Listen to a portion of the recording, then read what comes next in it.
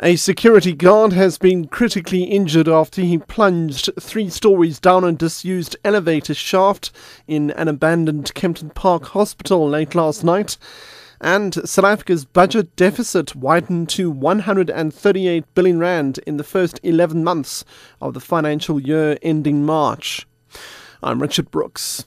A security guard has been critically injured after he plunged 3 stories down a disused elevator shaft in an abandoned Kempton Park hospital late last night. Netcare 911's Jeff Wicks has more. The cause of the incident remains uncertain.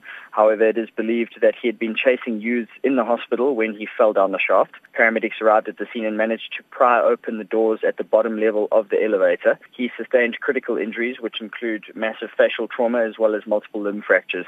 He was treated and stabilized at the scene and transported to a private hospital nearby for further urgent care. South Africa's budget deficit widened to 138 billion rand in the first 11 months of the financial year ending March. This is from a 132 billion rand shortfall over the same period previously. Treasury data showed that revenue amounted to nearly 650 billion rand against expenditure of about 788 billion rand. In its budget in February, the Treasury forecast a budget deficit of 4.8% of GDP for 2011-2012. Expelled ANC Youth League President Julius Malema has launched a scathing attack on President Jacob Zuma. He's accused him of presiding over many of the ills that have beset the ruling party. At an ANC centenary lecture at Wits University in Johannesburg, Malema accused Zuma of dictatorship and suppressing the voice of the youth. It is under President Zuma that we have seen the youth of the ANC being traumatized, the youth of the ANC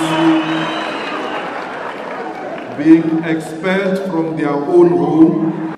We have seen under President Zuma democracy being replaced with dictatorship. Associated Press reports that US President Barack Obama is moving ahead with tough new sanctions aimed at squeezing Iran's oil exports after determining there is enough crude on world markets to take the step without harming US allies. The congressionally mandated sanctions target foreign financial institutions that do business with Iran's central bank, barring them from operating in the US to buy or sell Iranian oil. Countries can still avoid the sanctions if they act to significantly reduce their imports before then.